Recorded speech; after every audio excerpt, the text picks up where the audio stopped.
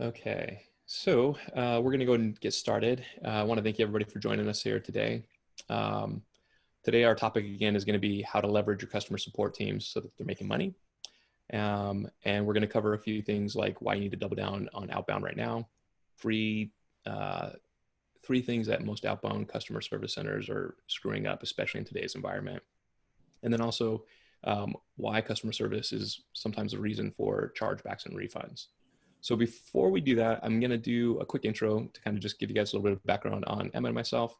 But first, what I'd like to ask for everybody is, if you wouldn't mind, go ahead and send us a message here, or drop in a message in there that gives us a little bit of idea of the types of products that you guys are selling, services, or categories of businesses that you're in.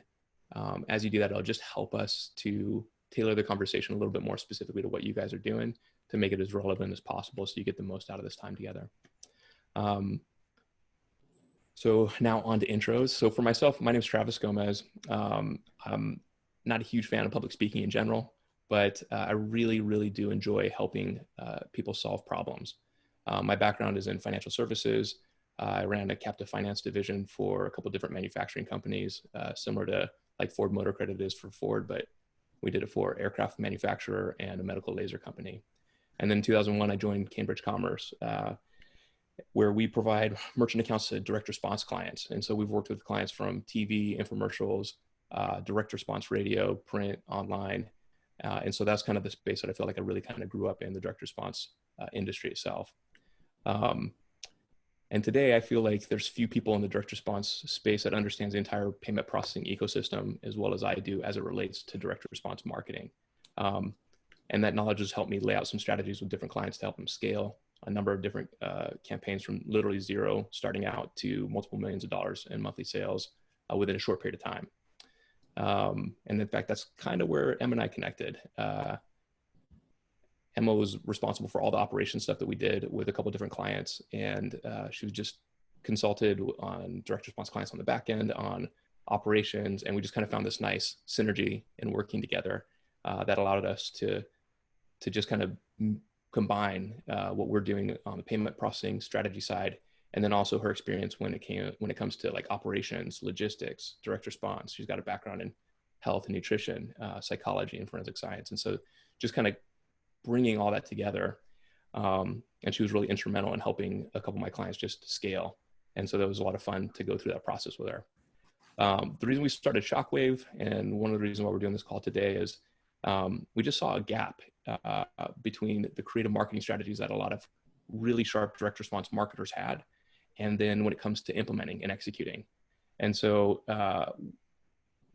many times we see those clients go from this great potential, but not being able to put in place the systems and the structure to support the growth that was there for that potential. So a lot of consultants in the space, I found that they tend to focus on what you should do, but very few of them actually come in and help you actually execute and implement it effectively. And ultimately, that's what our goal is to help our clients build those systems, the sustainable systems, so that they're sustainable without us. And then we can transition off to other clients, and that allows them to have that platform to just continue to grow and scale.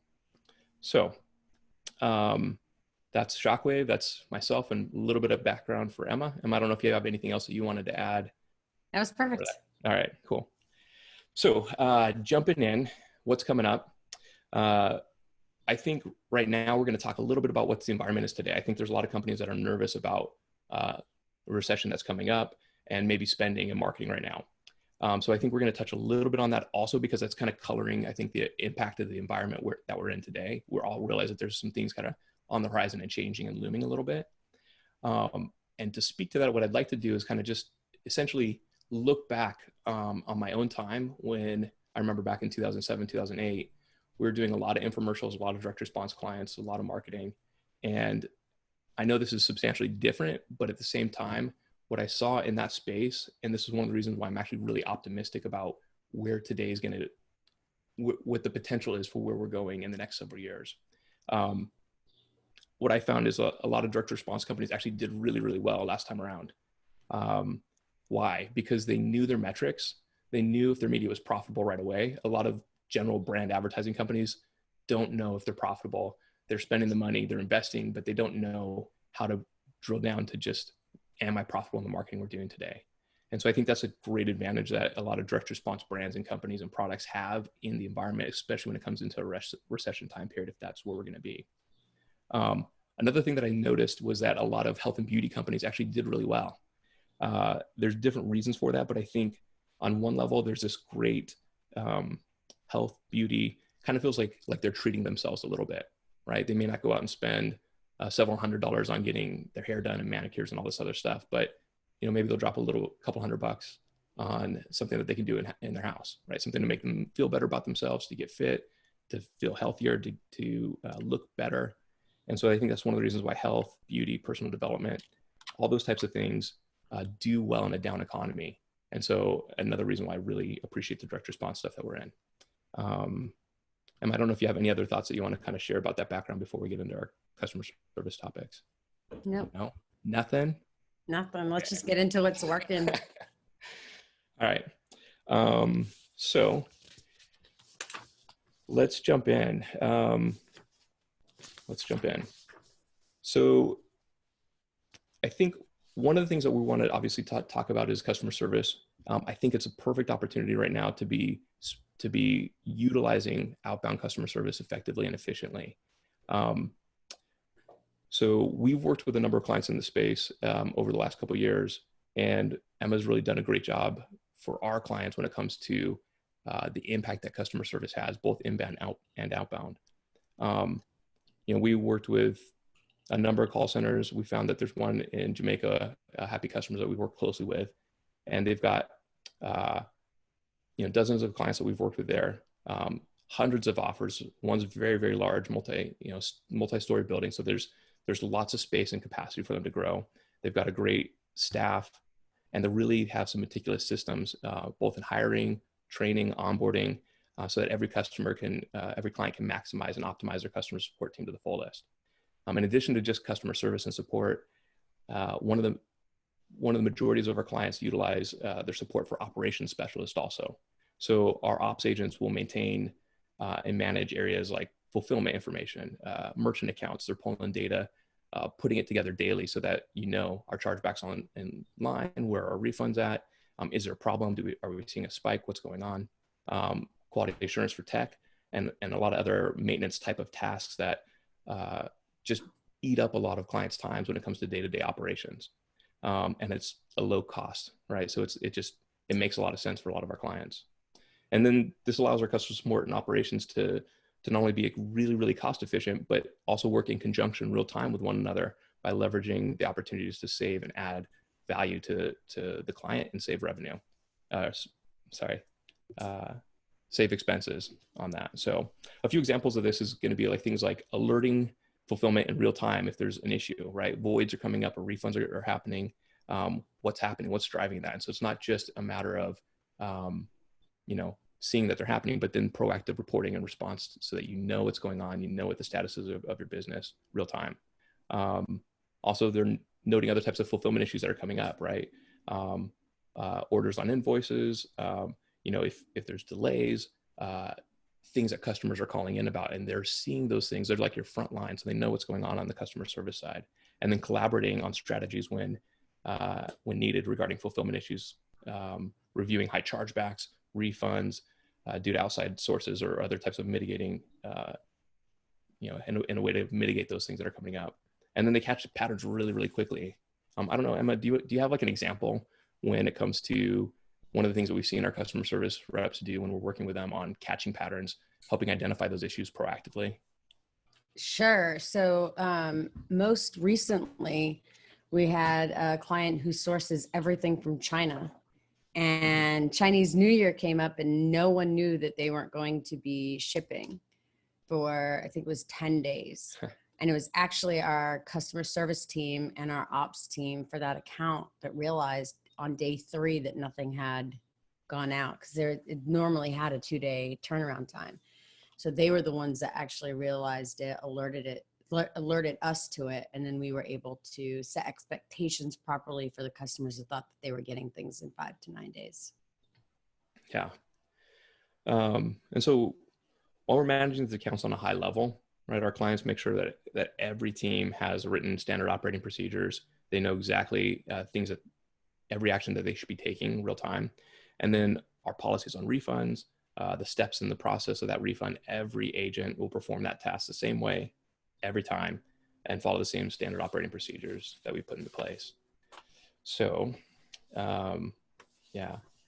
So I'm going to kind of pivot now. I'm into the topics that we're going to be talking about. You know, when we're talking about customer service, right, doubling down on outbound customer service, when we look at that, why do you think there's such a big opportunity right now in outbounding customer service? Where do you see that there's a lack, or what do you see as the opportunity from that perspective? That's a great question. So over the past few weeks, we've seen a huge dip in ad spend for our clients, which we don't recommend right now, but that's another topic. But we've seen a huge dip in that. So there was a lot more space in between incoming calls and emails. And so we started saying, okay, how do we utilize these customer service agents so that, you know, they're paying for themselves?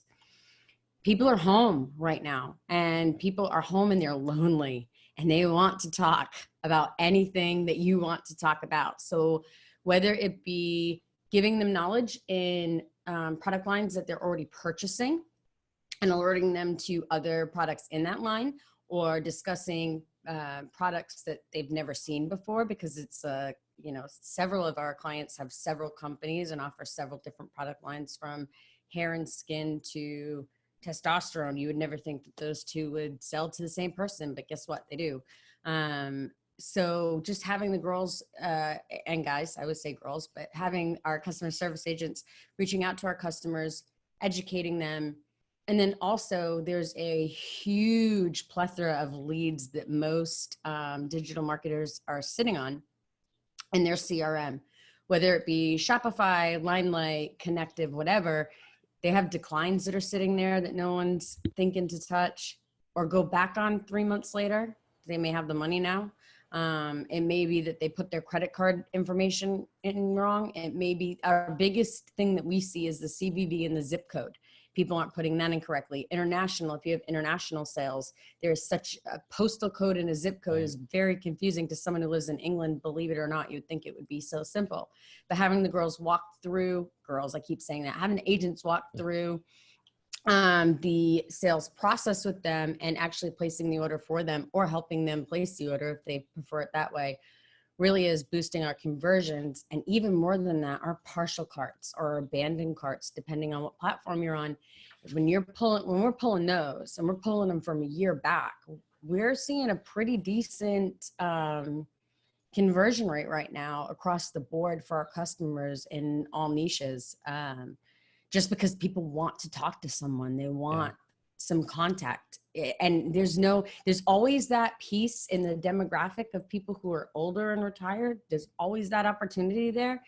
Not so much in the younger demographic. And so we've always utilized it with our clients with the older demographics, but now we're spilling that over to all, and it's working well because people are home, people are answering their emails. People who never answered their phones before are answering their phones, and we're using text message. So if you're on Ring Central, calling a customer 2 times, you know, on a schedule, and then going, okay, let's send them a text message. Hi, this is Mandy from X company, just calling to discuss with you a declined order. You made a purchase for X product. And then calling that customer right away. We're seeing about a 30% increase in answers by texting first and telling them who you are. And they know you're calling to sell them something. That's the funny part. They know you are. Well, let's pivot there for a second, right? Because in today's environment, right? So with all the stuff that's going on, right? All this anxiety, all this kind of nervousness or anxiousness that we see a lot of people are having. How do you work with customer service to adjust the tone, right? Is it outbound? Is it an aggressive call center tone? Is it, calling to get a new order coming in? Are we, what's the process there that you're using to adapt to what's going on? That's the one thing we haven't changed.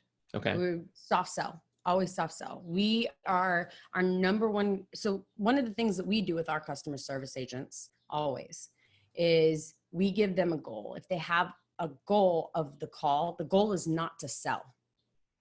We give them a goal of, the first thing is to build rapport with that client, whether they purchase from you or not, we're building rapport with them. The second thing is to raise their AOV or sell to them. And the third, because you want to come back to it not being about sales, the third thing is to make sure that you're mitigating always against chargebacks, against refunds, and leaving the customer satisfied and happy. Mm-hmm.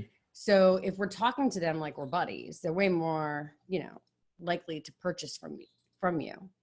And so in today's world and what's going on around us right now, generally I spend about 15 to 20% of my time in customer service.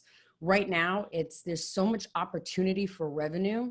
I'm spending 80% of my time on strategy, on going over SOPs and changing them, we don't do scripts, we do outlines at Shockwave because we want the girls and guys to be having conversations with our customer base, our clients' customer base.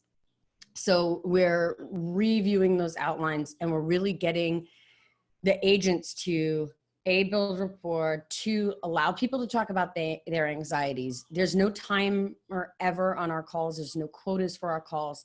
Make that customer feel like you're the only person in the world that you want to talk to right now. And you're 100% active listening to, and all of our agents also do active listening, an active listening course, but you're active listening, you're engaging, and you're following up with questions of what they've said. So I'm feeling really irritated right now. You're feeling really irritated right now? How so? So just, always having that, you know what I'm saying? Just always having that engaging moments with the customers on the phone so that they feel like you're their friend, not some customer service agent in Jamaica or wherever you're utilizing your customer service. So do you mind if we get like a little bit more granular in that? Because I feel like building rapport is kind of vague, right? So okay. what's, if we're talking to clients that are considering doing outbound, what's the strategy? How do you go about building rapport? What's the way that you engage that customer without them feeling like they're, because I feel like right now in today's environment, consumers are sensitive to being like pitched or sold or trying to make money off of them, right? And so I feel like there needs to be a little bit more sensitivity in what's happening emotionally, right? And so when they're calling out, are they, how do you build rapport without trying to sell somebody? You see what I'm saying? I do. We're not calling and saying like, hey, you were buying a brain health product and it didn't work, let me sell it to you. Or it didn't go through, let me sell it to you. They're asking things like, I happened to see that you had attempted to run an order through for X product, right? Mm-hmm. And it came back declined. I know that our system sometimes, because you always want to take the blame on you. You don't want to make it seem like they didn't have the money or they didn't know what they were doing, right? So I know that our system sometimes glitches. I wanted to call and see if there was any way that I could help you facilitate this. By the way, what interested you about the product? Mm-hmm. Why I love doing that with customer service, because another thing that we do is we keep tons of metrics. So we try and document key points of everything customers say. So when customers tell us things about our marketing, and copywriters who have worked with me love this, because when they go to do the intros, everybody refreshes their intros. Everybody's going through, whether it's text or VSL, and they're refreshing stuff so that it looks different. It feels a little bit different. But here's what your customers are calling about, the reason why they wanted to buy. Here's why they were drawn to this product. So they can elaborate on that as time goes on. But back to your question. So then we utilize what the customer told us to start a conversation. And it's very simple, like let them into your world. I tell our agents that all the time, without giving them advice that's going to, and I see Damon Wright is on the call, so not giving them advice that's going to get us in trouble with the FDA, Damon or Ryan. Whoever, or whoever, but just letting them into your world. Like, oh, I'm buying this probiotic for my son. Oh, I have a 5-year-old. How old is your son? Oh, he's 6. Oh, just having a conversation, Right. being another human being on this planet, you know what I mean? And just having a conversation. And when people bring up things that, they're worried or concerned about or whatever, listening, active listening, and don't try and solve their problems. That's the big mistake I think a lot of agents make, is they're like, this is going to solve your problem and this is going to be great. You're setting the expectation to be foolish, right? You're just an empathetic ear. That's all people want. That's good. That's good. So then looking into the types of outbound calls, declined orders, right? Abandoned carts, partial orders, right? Do you want to kind of talk a little bit about what you're looking for in each of those, and if you have a different type of tone, or is it just, or even like customers that are recently ordered, right? And what's that engagement? So they, outbound, hey, there's a problem with our system. How can we, what do you do with our product, or were you having trouble ordering? What can I do to help you? And it's very much a tone of trying to accommodate and assist them as opposed to trying to sell them, right? Right. And we don't just call people who didn't order. Okay. We call every customer for most products. This is obviously something we have to split test. Right. So there are some products, usually ones with very aggressive marketing, that if you call them after they placed an order, they will refund at a high rate. So you want to, you want to split test that and know that first. And then you don't call those customers. But for the most part, most customers you can call just to simply say, hi, I was just confirming your shipping address within 12 hours of their order. I was just calling to confirm your shipping address and make sure that your apartment number, I didn't notice an apartment number. Do you have an apartment number? Just stuff like that. And we have a computer system that actually verifies their address. We're not verifying their address. We're building rapport with that customer. And the opportunity to raise the AOV today and the opportunity to raise the lifetime value of that customer by building rapport. My name is Jenna, and here, you have my phone number. If you need anything at all, let me know. Call back anytime. If you have any questions, call back anytime. Those little things will really engage your customers and keep them, their lifetime value higher. But you also have so much opportunity. I mean, those of you that are in supplements or have seen supplements, that, you get your upsell, your step 1, your step 2.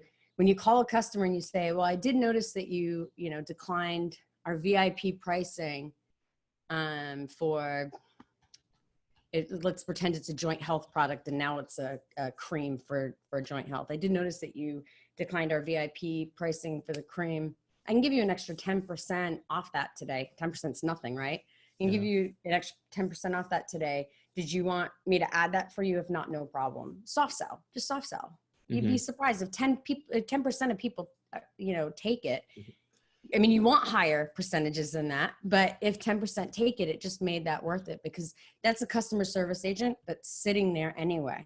Right. You're paying to sit there anyway. So why not utilize them to bring that revenue in? And we're seeing over and over again where our agents are not only paying for themselves, but we're paying a CPA on that order. You raise that, that AOV.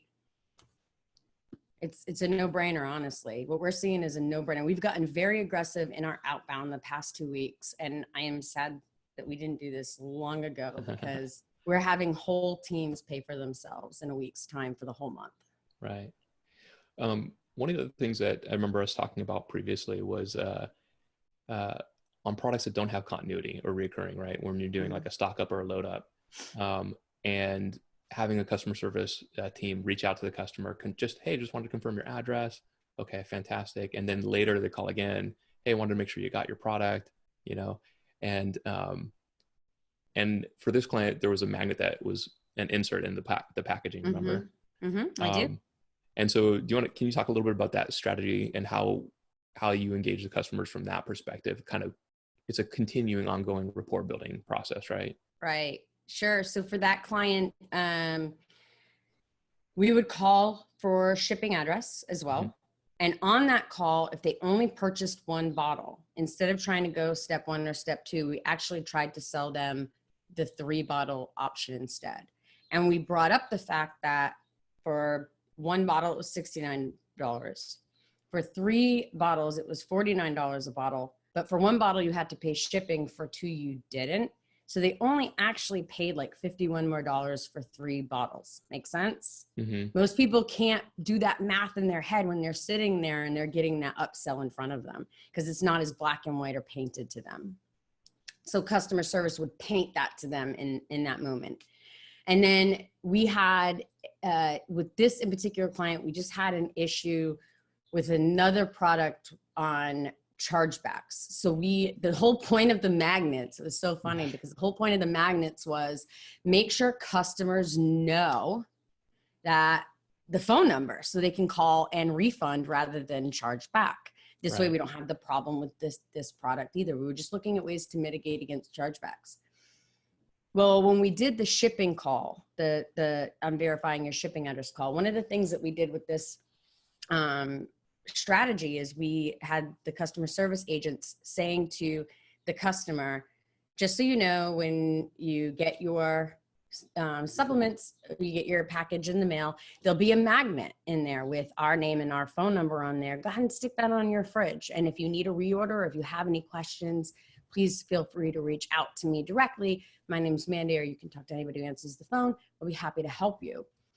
And in addition to that, we gave them little tips like, remember to take your supplement every day. This helps them use the supplement and order more, right? So remember to take the supplement at the same time every day. If it was one of the supplements that they didn't take with food, because it was one that they took with food, set an alarm. Or what I like to do, this is what the customer service agents would say, what I like to do is when I'm brushing my teeth every morning, I just take it right after that. And it just creates a habit where you do it, day after day after day. And we found that worked really well. And then we noticed we put on the magnet at the bottom, VIP coupon code, 25% off. And then it had an asterisk that said for 90 days, because our address was, I'm sorry, I'm trying to remember. So the magnets this in particular magnet went to people who ordered 3 bottles or more. So it would say within 90 days, the asterisk was within 90 days is VIP pricing. The reorders from the magnets, because we put a different 800 number on it, right? Split test everything, know where everything is coming from. And so, we had the agents, sorry. We'd have the agents keep track of where these were coming from. We had 1-800 number for the bottles, 1-800 number from the website, 1-800 number for the magnets. The reorders were really, really huge, not off email, not off the insert, not off the website, off the freaking magnet. Right. So funny, right? Something so simple, right? But then it gives you something to engage the customer about. Right. Okay. So, I'd like to kind of move on to the second question, which we're kind of talking about, like ways that customer service from an outbound customer service center, top 3 things that they tend to be screwing up, right? Where are they making mistakes? What's the, what are they doing that, what should they be doing that they're not doing? I think is probably the best way to phrase that. And so I think there's a couple different areas. I think you and I have talked about this before, but I think one of the main areas is just simply a lack of, product knowledge, right? So they're calling out about a product, but then they don't really have a good information about the product itself, or they're unfamiliar with the product, right? So what are we doing when we're working with agents, when we're teaching them or going through our process for training? What's the tack that you take with them on equipping them to know the product specifically? Sure. So when we start with clients, you and I, you don't know any of this because you don't do this side of it. But one of the first things that we do is my executive assistant and myself will call their customer service. And we'll basically say, when we're on a call with them, you and I, all about their product because you're talking to them from a merchant account aspect. I don't give a shit about their product at that point. Like I'm talking about, where we fit in operationally, marketing structure, so on and so forth. So I usually come in not really knowing that much. And so I call their customer service agents to try and find out what they sell, how they sell it, how much they charge, what type of discounts can customers get, what type of marketing strategy does their CS team have? What do they know about the product? And over and over and over again, we find that they know how to do a refund. They know how to do a void. They know how to help process an order. And that's about it. They can't answer very much. The words, I'm just customer service, I don't know, are said so often. And so one of the things that I love about the agency we work with is that product knowledge training is very much invited.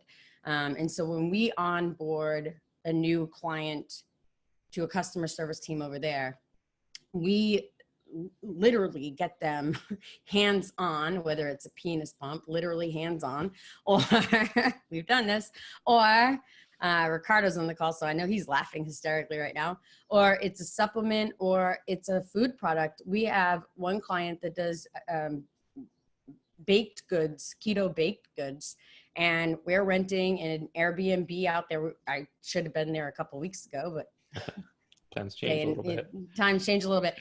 But once everything clears up, I'll go down there. We'll all go to an Airbnb and we will bake every single product that they sell.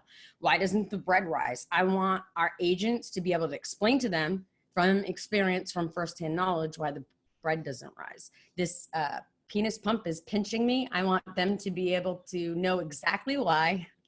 Everybody in the room is dying. I want them to know exactly what they need to tell them. Well, you need to use the trim portion of what you got in the package and trim it up, and that's what's going on. So we want them, no matter what it is, to comfortably be able to have these conversations, to know the product, like they know something that they use every single day, because the customer is going to use this every single day, and they want someone who's knowledgeable. When you have someone who's knowledgeable answering your questions, answering your concerns, not only are they going to be fantastic at retention, they're going to be fantastic at selling. Who can sell you something better than someone who uses the product every day? Right. And I think that's probably the second area, right, is beyond training, right? You have sometimes a lack of confidence, right? Because if they're not familiar with the product, how can they be confident in speaking about it? How can they be comfortable talking about it? They can't. They go on an ops team and they update spreadsheets. So is that when you're looking at the customer service agents and you're evaluating for our clients, is that one of the things that you're evaluating specifically is their level of confidence as they're communicating about the products, right? Like, how are you discerning that? How are you choosing agents to work on our clients' campaigns, either for inbound or outbound, either one? That's a great question. However, for the past year since we've been using this agency exclusively, I haven't had to do that because they do that. They utilize, number one, they utilize a testing process. You don't want an introvert answering your phones, period. Introverts are great. We love introverts, right? But you want an extrovert answering your phone. And so they're giving them tests. They're interviewing them in person several times. And then when we get to the onboarding process where we're training, that's my opportunity to evaluate them, really, because they hire for us. So I'm not really involved in that, but I will say, when you're hiring customer service agents, you want people who are engaging you. If you're asking them questions and they're giving you one-word answers, they're not going to make a good agent. You want them talking back and engaging you. And if they're not asking you questions, I find that the best agent, and I think Ricardo would agree with me on this, are the ones that interview you back.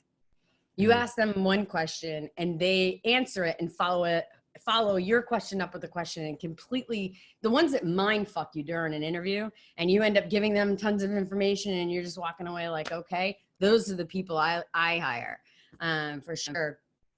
But they stack our teams for us. And while I'm evaluating them before the client ever sees them, before the client ever has a conversation with them during my evaluation process, I'm just making sure that they're engaging. You can teach someone a lot of things. You can't teach them personality.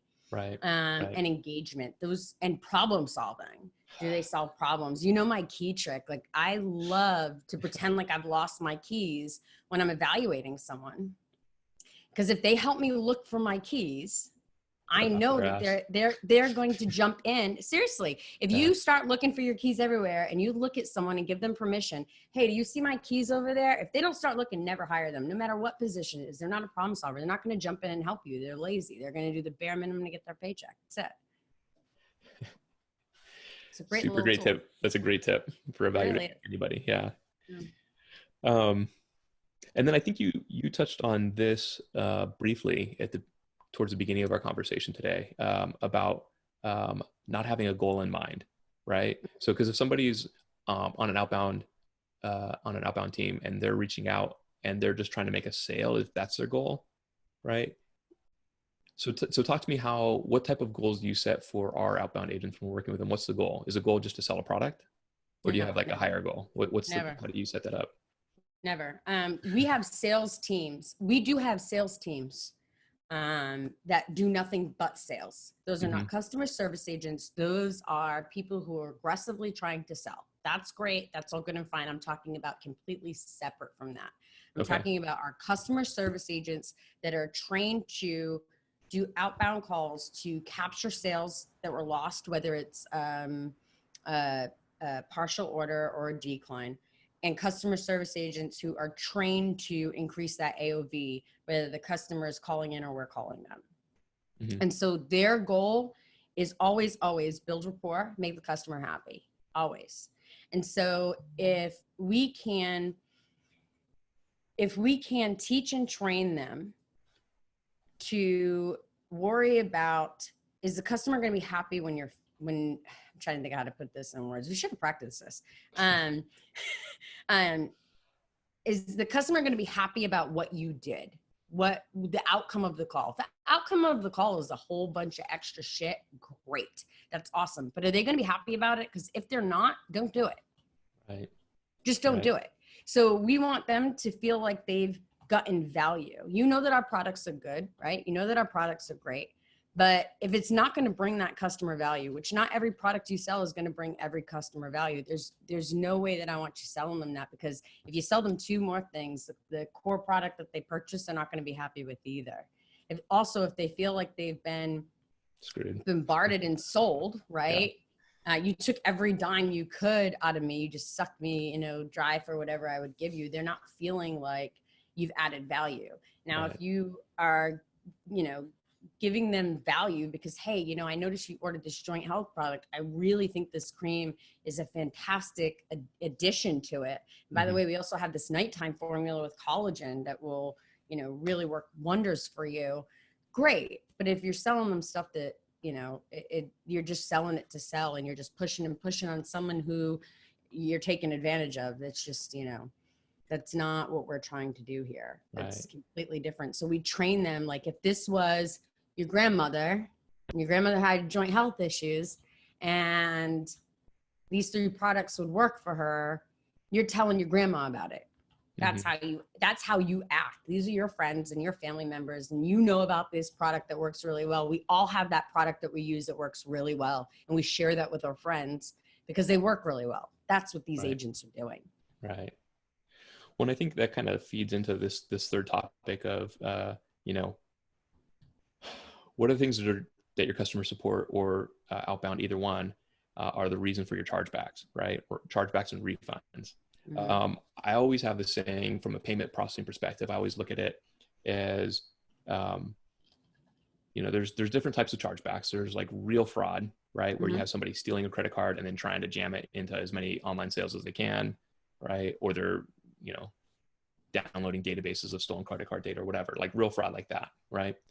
But when I look across the board through my portfolio of clients, thousands of merchant accounts, that it's not that it never happens, but it almost never Yeah, happens, right? almost never happens. Very, very few and far in between. It's usually affiliate fraud. Right, right. Right. So what's the main driver of chargebacks and refunds? So when I look at it, it usually boils down really to friendly fraud as opposed to real fraud. And Mm-hmm. friendly fraud, for all the different reasons, uh, you know, oh, I got this and I didn't recognize the descriptor, or I got it and it didn't work. I thought I was going to lose, 5 pounds in a game too, or I thought I'd get it tomorrow, like Amazon, and it took, a week to get it to my mailbox. And so when I look at what's really the root cause when it comes to chargebacks for those products, is it's really a mismanaged customer expectation, right? All those reasons really boil down to one thing: they mismanaged the expectation. So where did that expectation get set, and where did it get mismanaged? So if it's getting mismanaged on the front end, on the marketing side, right? Really great copy. We're digital marketers. We're always giving ridiculous expectations. Like, let's be clear on that. Let's be honest on that. But with a well-trained customer service team, you can mitigate a lot of that. Right. And we've seen it time and time and time and time again. Yes.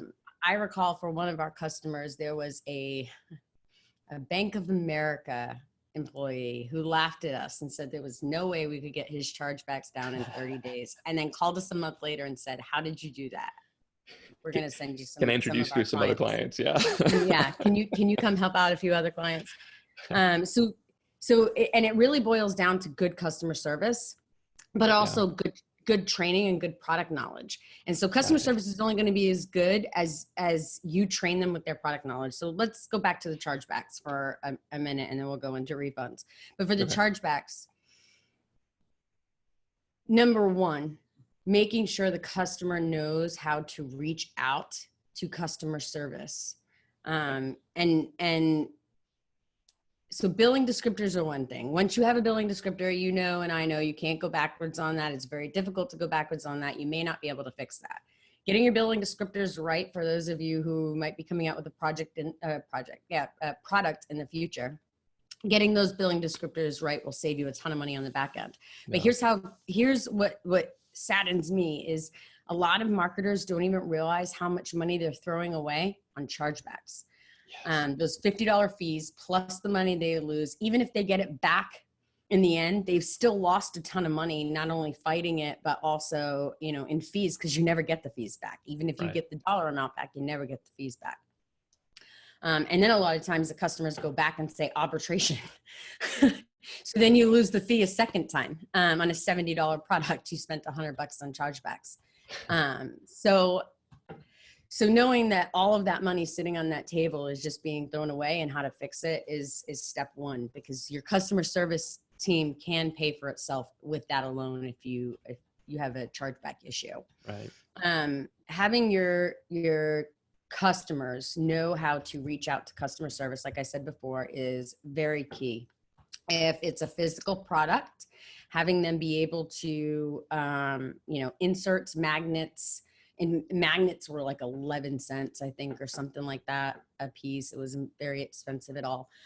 Inserts cost you next to nothing. It's just a piece of paper with some facts about the supplement, and then customer service number with a coupon code for next time to get them to buy more. It's not real hard. If you have an info product or a member site, making sure that your phone number is all over that is super helpful.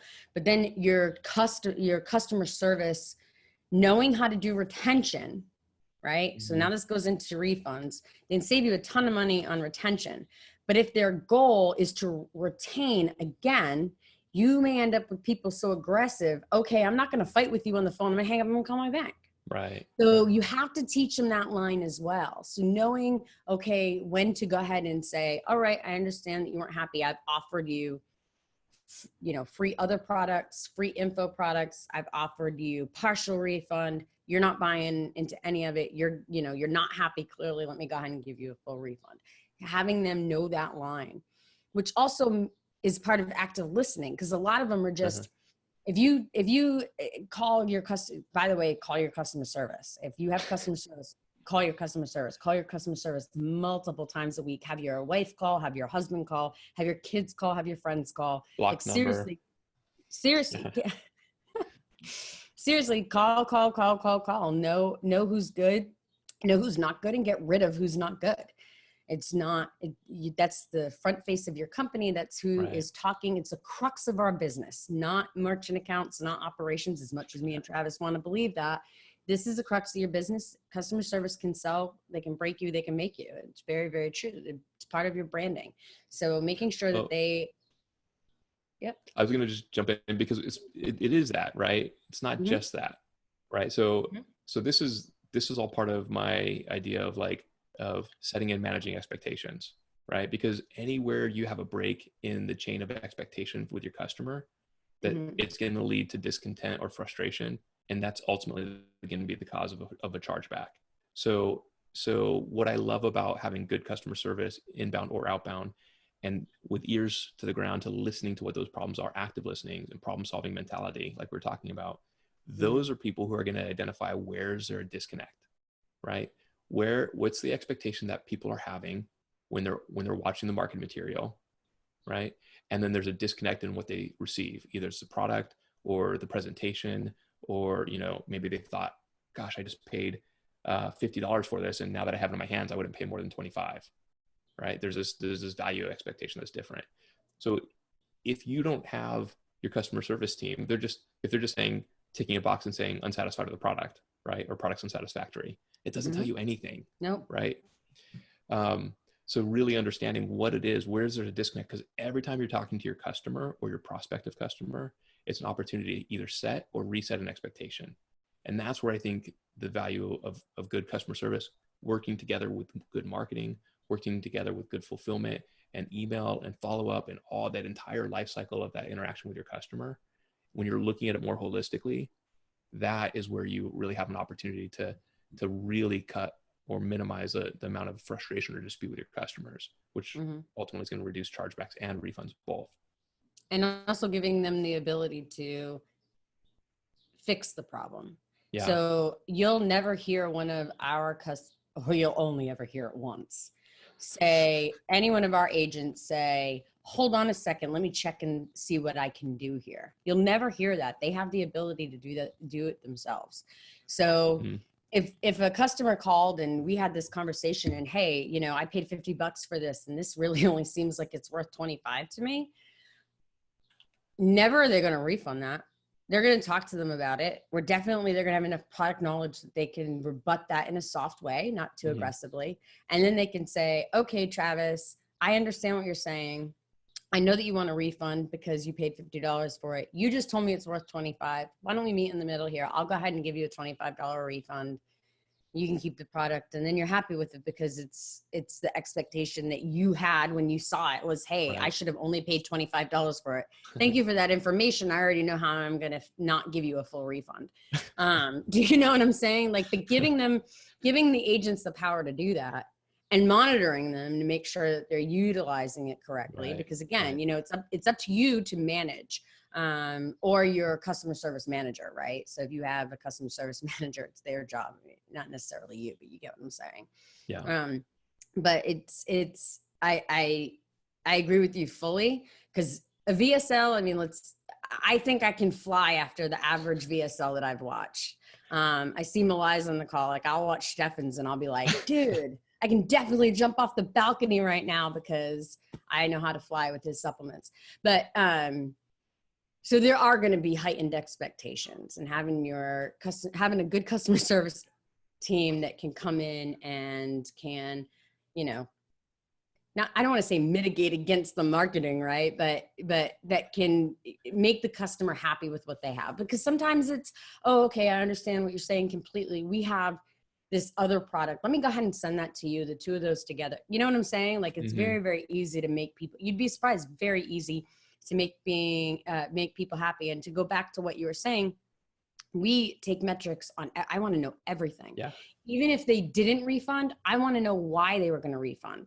And then I want to know what you said to make them not refund, because we're going to mimic that over and over and over again. Constantly look at the metrics. Those of you that are marketers that are making VSLs or text copy or whatever, you're constantly testing that. Why wouldn't you test customer service? Right. Because they really are a revenue producer if you utilize them properly. Right. Okay. let's see. So one of the things that I kind of wanted to touch on is when we're looking, kind of coming back to the idea of like refunds, right? When we're looking at ways to manage or mitigate refunds with customers, because sometimes, like you said, if we're testing on the outbound, right? Mm-hmm. A crappy position to be in is, oh, I'm glad you called. I'd like a refund. And we've experienced that. That's why you monitor it daily. Right. That's why So you have a good team. It's why you have a great, we are very fortunate that we have a very solid team on our side, on the ground with the customer service agents, with, our executive assistant who's looking at it daily. And then we're watching numbers weekly. So we've got people watching it per shift, right. per day, per week, and then the client who's seeing it per month. So we can respond very, very quickly, depending on what's working and what's not. Yeah. One of the other things we talked about is like the confidence, right, that our agents have, and helping them develop confidence in the product, understanding it. One of the tools that I know we have is this very detailed information, right, where we have product knowledge about each of the products that our clients sell and accessible quickly and easily to our agents. I think that's something that is a very fantastic tool that's not that hard to put together, right? But then gives all the information that customers or customer service team needs right at their fingertips quickly while they're talking to a client or a prospective customer. So can you talk a little bit about that and the way that you go about producing those for our clients? Sure. I love that you give me all the credit. I don't do any of this, but I direct. But what we do for, and it's for our clients as well, because it works great for them. We call it a knowledge center. I don't know where the hell it ever got its name. It's not very creative. We're clearly operations and not marketing, but it's just, all it is a spread. So it's a Google sheet, and it has multiple tabs. And so it'll have all the SOPs on one tab, like how to process a refund, how to process a void, how to email a customer in desk, whatever. And there's probably 50 or 60 of those sitting in there. And then there's products by funnel.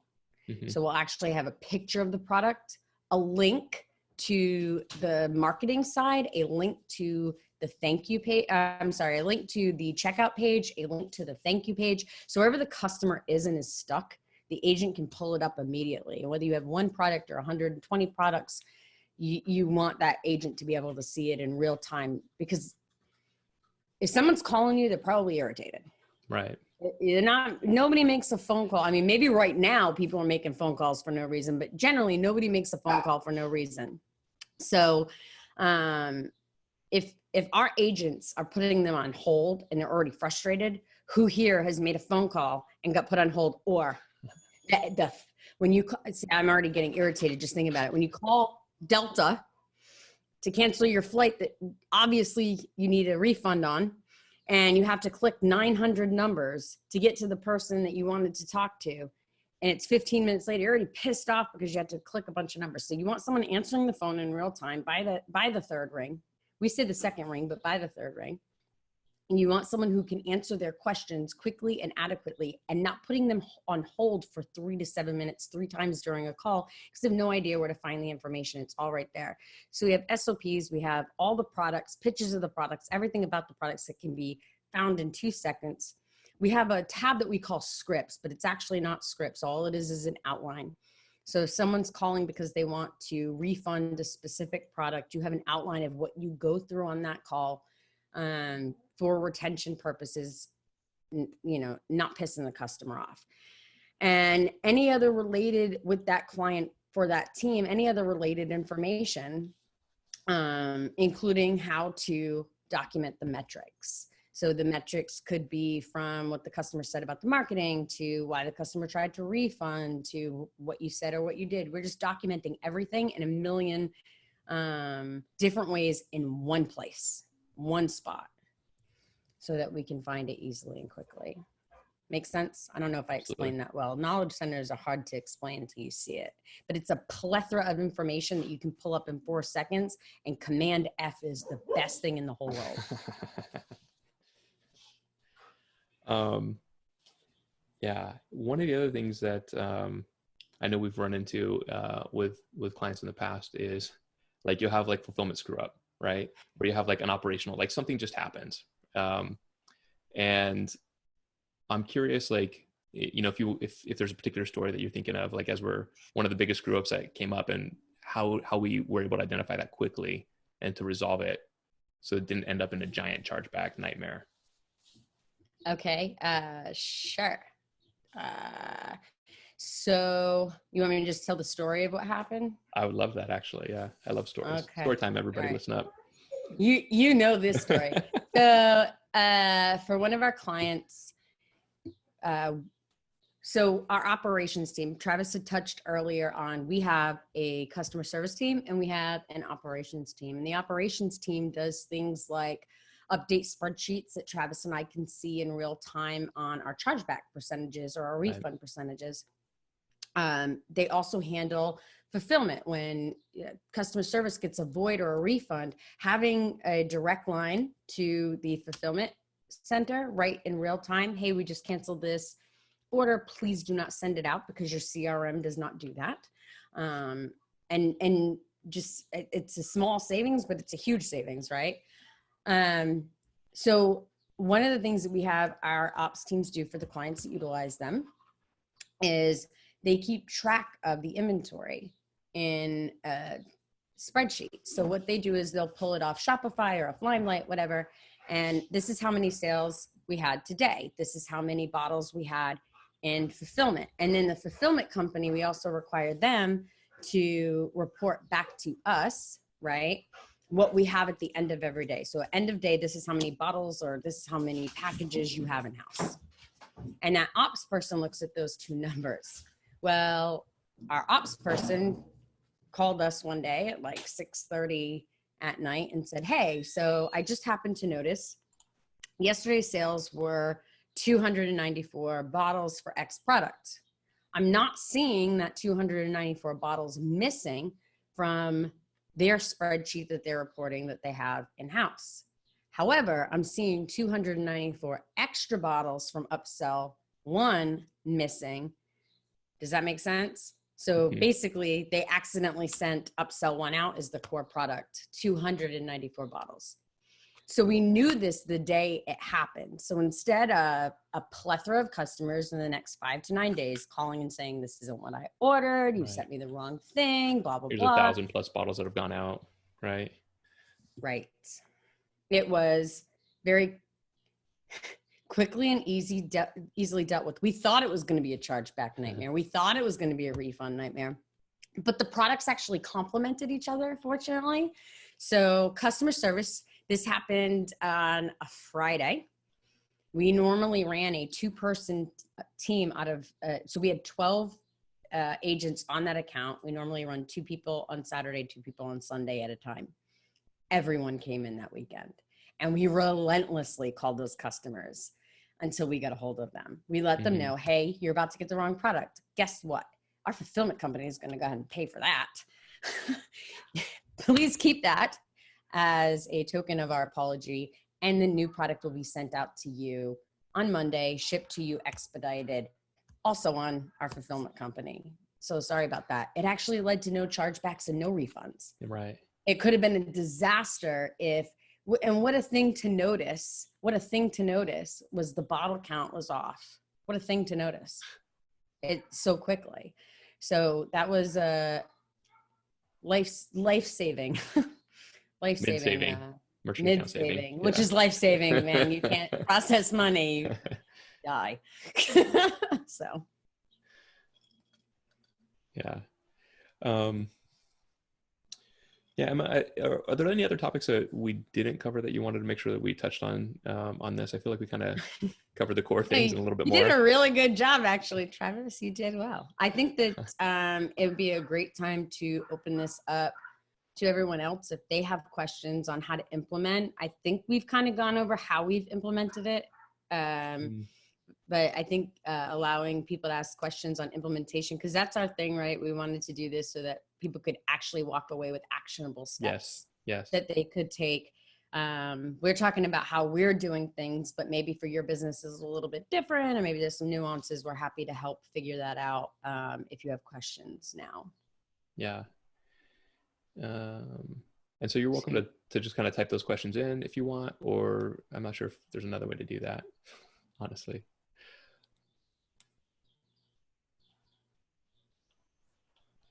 One of the things that I'm seeing is a note about utilizing or leveraging different customer service phone numbers. Do you see that there?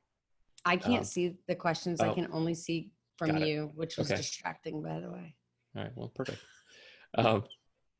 So someone was talking about adding customer service phone numbers at every point in the flow of the journey that the customer is going through. So for example, what we do. Mm-hmm. Right? We do that as well. Mm-hmm. Okay. So a different number right. for each one, right? Yeah. Okay. Yeah.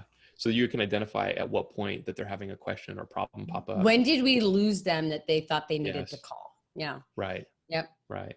So something in the fulfillment box, something in the insert that's in the fulfillment package. So they're looking at it later, they've thrown the box away. Something in the email confirmation, right? Or the credit card statement. So there's at what point are they calling? Where are they reaching out? What's broken? Where are they finding your information when there's a problem happening? So that's fantastic. That's a good tip and a way to utilize customer service phone numbers effectively. And they're so cheap. It's like on Ring Central, it's like and just because I absolutely love the custom phone numbers, I don't even know how much the ones that they give you are. They're probably cheaper, but for the custom numbers, it's like $30. Mm-hmm. I make them all some variation of my name. But it's like $30 for the phone number and then like $5 to maintain it. That's it. Mm-hmm. It just makes so much sense to have those phone numbers out there so that you know where your biggest opportunities are for customer service to also jump in and save your sales. Mm-hmm. There's another question in here about, and I know we kind of talked about the Knowledge Center a little bit, as far as like putting together something in like a Google Sheet or Google Drive type of file where it's easily accessible and searchable, but also a question about favorite platforms or CRMs. And what do we typically work with our clients, or what do we often see, and what do we like about them? Sure. So let me just talk about the documentation process, which a lot of our clients look at me and ask me if I'm OCD. The answer is yes, but it is helpful, and I'll explain why in a second. So here's how our customer service agents document. So number one, someone calls or emails, right? The first thing they're going to do is they're going to document. I'm going to talk about Limelight because it's the one we utilize the most. Sure. But this works in, I believe, every CRM. So you go into the customer information, right? You document there. You always want notes there. And you not only want notes there, but you want to copy and paste the notes. Like if you go into Limelight and the customer ordered your core product, upsell 1 and upsell 2, I make the customer service copy and paste those notes of the customer calling in all 3. Because if they call in later about upsell 1, I want the agent immediately when they pull that customer up to know that you've talked to them. So I want the entire order to be documented. It takes 2 seconds, but can save you later, so much later, if they call back a week or 2 weeks after the fact. In addition to that, we have our metric sheet, which I just love Google Drive. I know that there are people who use like Loom, or they'll use Hubstaff. I personally love Google Drive. So all of the agents will have access to a Google Drive spreadsheet where it's date, time, name of the customer, email address of the customer, the agent's name, why the customer called in, and then notes on that in particular call. So I have why the customer called in, it's refund, and then it'll be customer did not refund, offered them, partial refund of 25%, something like that. And then in addition to that, every single customer we engage, whether it's by phone, by email, no matter what they call about, we go into, and I'll just say Service Cloud. Again, there's Groove, there's 100 of them, but we'll go into Service Cloud and we will send that customer an email. Thank you so much for your call today, Travis. It was nice speaking with you. Glad I could answer your questions. Stop sending me stuff because I can't do it. You can't do it. You gotta stop. I'm not capable of two things at once, Travis. Distraction. Distraction. Yeah, exactly. You know this about me. So we'll document it by also having it in the email. So this way, and most of these platforms, by the way, when your customer emails in, the customer service agent can see all the emails. So I know that this customer called in. I'm Jen, and I see that he emailed in and he asked Mandy 2 questions, or he called and he asked Mandy 2 questions because Mandy went and said, hey, just to put this in writing for you, I know that you had asked if the supplement came, how much count that, there's 90 bottles in 90 pills in a bottle. Right. Thank you. So just recapping what was said so that everyone knows what transpired on that call. Right. If the customer calls back in again, and then the metrics as well. So I hope that answers the question. Yeah. Adam was also pointing out in Limelight that they have really good analytics, right? Reporting on agents. And so you can just run that report once a month and just see, where people are at from an agent perspective, how they're performing. He brings up a great point. Limelight has, I used to love when Adam worked with Limelight. His favorite thing to say to me, did you get with your rep, Steve? Because I would go straight to Adam. Like, how do I do this? What do I do for this? Mm-hmm. But most of the CRMs do work the same way. Getting with your account rep and understanding what you can actually do and how to use it can save you like the stupid things I was doing in Limelight. Because I just didn't know the capabilities to add. And so Adam is actually the one who sent me to Chad, who walked me through all these crazy reports you can do. It's important I think Shopify probably doesn't have a lot of those funny little tricks there, but for sure the other CRMs do. So knowing how to use those is also super, super helpful. Right. And we actually take Limelight and we have a whole QA sheet that we use with our agents. So we listen to their calls. Obviously, we review their emails, but we also, from our CRM, for all of our clients who have Limelight, we pull that data as well, just to kind of make sure it all correlates, right? Make sure it all flows with, oh, wait a minute, how did you document here that you had 87 customers that you spoke with this week, but over here in Limelight, I've only got 15. What's happening there? Just to point out, Limelight's no longer Limelight, Sticky.io, just as a point of reference. Yeah. I'm always going to call it Limelight. I'm never going to call it Sticky. You're stuck. Another question that came in from Jennifer was asking about one of the comments that you were talking about is not setting limitations on the customer service agents from allowing them to be able to talk, right? So you're giving them the opportunity to just... Oh, we set limitations. Well, right. So we just give them the ability to solve the problem themselves. So there's a vast amount of things that they can do. Obviously, you can't give them more money than they spent. And some will ask for that. Like, we've actually had that happen. You wasted my time on invoicing you $1,000 because this didn't deliver. That's happened. So there definitely needs to be limitations, but you want them. Does that make sense? But go ahead and read the questions. Yeah. So she was just asking about, like, if your outbound calls, if they don't have specific quotas, or if there's like not specific time limits that you're setting on those, right? Do you have agents that are only dedicated to outbound tasks, right? Outbound calls? Or do you have a budget, right? That's like an allocation essentially to reach, certain objectives without having regulation. And then you kind of jump in with additional, limits on that, or how do you manage that? Or how do you kind of monitor that? What's an agent schedule look like? Do you have a certain amount of time per day for outbound? Is there certain, is there a timing element on what you're doing with outbound calls? What are the metrics that you're looking at, and how do you monitor that or measure that? For us, we're very fortunate with the agency that we utilize. We're very, very fortunate because it's monitored by Ricardo. It's monitored by our so we have a floor person that's all over, over all of Shockwave. And then we have each team has a team lead. So we kind of have them managing that. But the way they do it, I don't want to make it seem like I'm doing all this, because I'm definitely not. I love taking all the credit, but I'm definitely not. But how they do it is, so basically we have, obviously there's sales teams over there, and those sales teams are going to crush it. They have quotas. They have, you need to be off the phone, within this amount of time. Sales is very, very different than your customer service reps. We're talking about utilizing customer service reps that you're already got in seats paying. Why not utilize them the next step, right? So basically what the team leads are doing, I won't talk about the client, but I'll talk about the girls. So I've got a team lead, Novalette, and she's got 12 girls under her, and there's probably about 5 on at a time.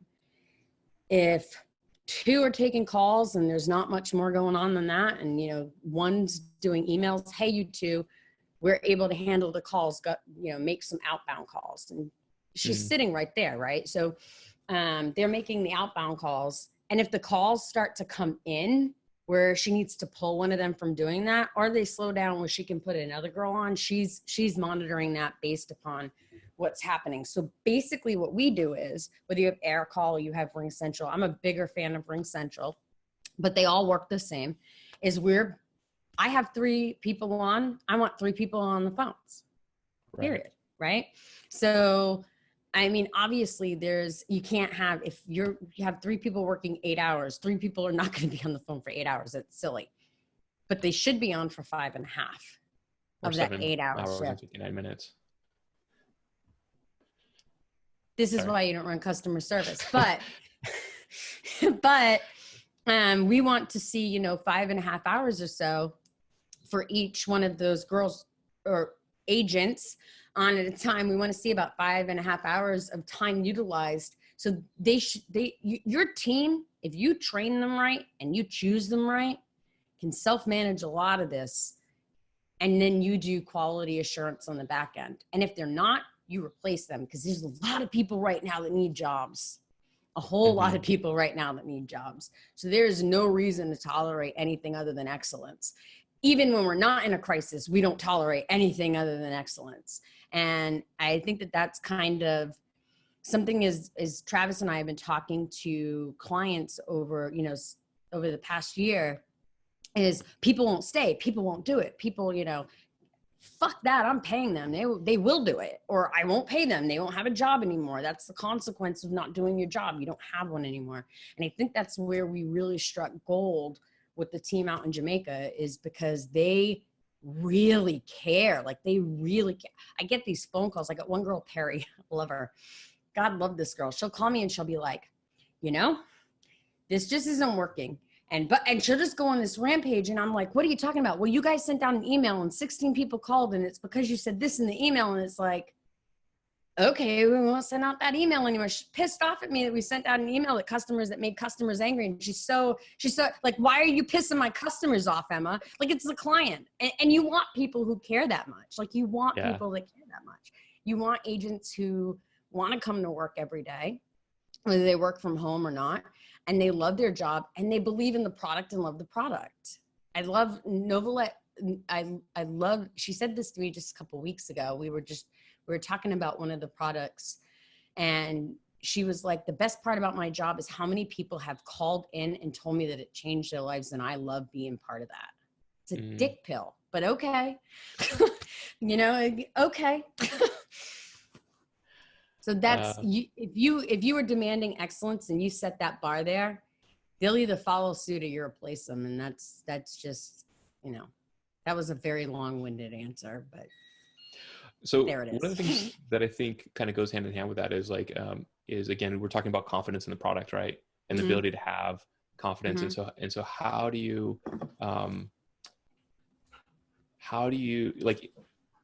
there's no shortcut into building that into the team, right? So there's certain things that you're doing that help do that. And one of the things that I know that you do with our clients is you're going to Jamaica to do training, product training, making sure that they understand the product, right? We talked about that with the baked goods.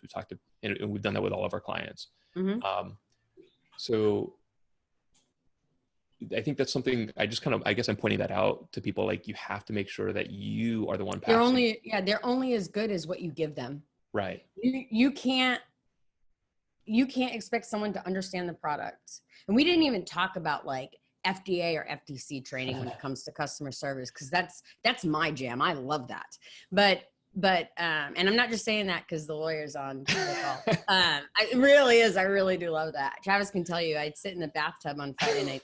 I mean, he doesn't know that, other than that I've told him. That was weird that I said that. But I like literally sit there and listen to customer service calls. Like, that's what my weekend is listening to customer service calls. I think you should stop sharing that. It sounds really sad. It really does, doesn't it? I have an awesome life, I swear. Anyway, but giving them all of the ability, like I said earlier, touching the product, understanding how the product works.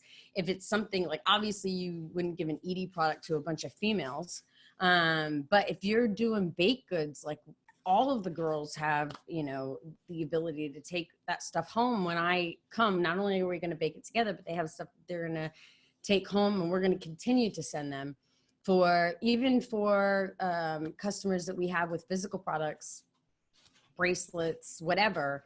They have all those products in the Shockwave room that's there. Like, they can touch them, they can see them, they know what they feel like, what they smell like. As odd as that sounds, I mean, they know everything about the product.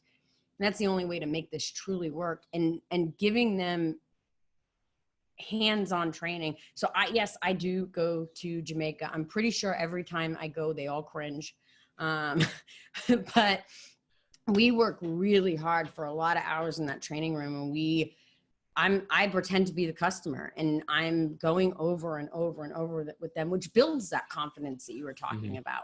If you can get through 15 fake calls with me, there is not a customer that's going to call you and trip you up on anything. And when you have 8 to 12 agents sitting around the table with you, and I've done 15 with everybody, there's nothing you can't answer, nothing. At least appropriate questions. There's nothing that you're not going to be able to answer and know how to answer confidently. The only thing that we have them say, I'm a customer service agent, I can't answer that, is FDA questions. I apologize, I'm not a physician. You are calling customer service. You'd have to reach out to your pharmacist or your doctor. Anything else they should be able to answer without issue, because you've trained them to do that. Well, that kind of brings up, because we've talked about that before, but that's one of the tactics that you have trained with the agents to, if there's a question about that, about completing the order and then bringing it to their doctor, right? So why don't we have a 90-day refund policy or 60-day refund policy, right? So let's go ahead and get this product out to you so you can take it and you can review it with your doctor. And then if there's any questions or problems, we'll be happy to take that back, or you can do a full refund, right? Yeah, we do it a little bit softer than that. Because we don't want to, we want to back up, right? So we do say, I'd love, to get this product out to you today. I hear that you have some concerns. Rest assured, if your physician or your pharmacist tells you that this isn't for you, you're more than welcome to send this back to us. There's a 60-day money back guarantee, a 120-day, 180, whatever, we have a plethora of them, whatever it is. Lifetime, permanently. Right. No. Whatever. We're happy to, to take that back from you. No questions asked. And if they continue to persist, hey, you know what? I can just email you the label and you can jump over to your pharmacist or your physician and call me back. I generally like to tell the girls, instead of saying, and I just said, call me back, but I actually call and yell at them for saying that. I like them to say, when is a good time for me to call you back and find out what they said? I'm really interested in hearing what they said about it. Now I want to, I want to run this, run your credit card for you. Just when is a good time? Because then it's not like this lingering thing like, oh, this is sitting in my email, I'll call when I get time. It's, I've got to call on this because this person is going to call me in 2 hours. If that makes sense. And when we email it to them, we email them the label and we say, hey, just a reminder. So nice to talk to you. Hey, Travis, so nice to talk to you. Just a reminder, I'll be calling you at 2 p.m. Central Time. I look forward to chatting with you and hearing what your pharmacist had to say. Perfect. Yeah. This is good. I I don't know if there's any other questions here. Let me take a peek through. If there's anybody else that wants to drop in a question here, I just want to give you one more moment to do that. Let's see. And also for everyone on the call, we're going to be sending out the recording of the call after we remove the first 5 minutes while we were talking bad about everybody. No, I'm just kidding. But really, after we remove the first 5 minutes, it is just Travis and I talking through things. We'll send out the call. And then also Julie will be making like bullet point notes and sending that out as well. So you should get that in about 24 hours. All right.